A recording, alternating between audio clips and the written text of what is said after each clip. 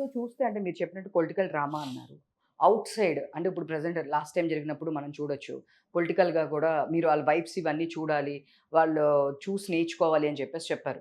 తను జనాల్లోకెళ్తుంది. వాళ్ళ ప్రాబ్లమ్స్‌ని సీఎం వరకు వాళ్ళకి చేరేలాగా చేస్తుంది అని చెప్పి అన్నారు. సో, మన రీసెంట్ డేస్‌లో చూస్తే గనక నారా చంద్రబాబు నాయుడు గారు దీనికి వెళ్ళడము, జైలుకి వెళ్ళడము అండ్ భువనేశ్వరి గారు బయట చేయడం ఇట్లాంటి దానిలో నుంచి ఏమన్నా తీసుకున్నదేమన్నా ఉందా? లేదు ఓన్లీ ఫర్ ఇదంతా ఫిక్షనే ఉంటదా? అది జరిగింది. ఆయన జైలుకెళ్ళినప్పుడే ఆవిడ ఎళ్లారు. అవును. అవును. బయటకొచ్చారు. అవును. అది సబ్జెక్ట్ వేరే. ఇది అలా కాదు ఇది. ఇది ఇన్ జనరల్. హ్మ్. ఎందుకంటే మనిషికి 24 అవర్సే ఉన్నాయండి. 24 అవర్స్‌లో మాక్సిమం ఎంత 20 అవర్సే పని చేయొచ్చు. యెస్. బట్ అన్ని విషయాలు తెలుసుకోవాలంటే ఇట్స్ నాట్ పాసిబుల్. సో, కొంచెం క్లోజ్ మ్యాటర్స్ ఎవరు చెప్తారు? ఇంట్లో ఖాళీగా ఉన్నప్పుడు పెళ్ళాం చెప్తుంది ఇంట్లో.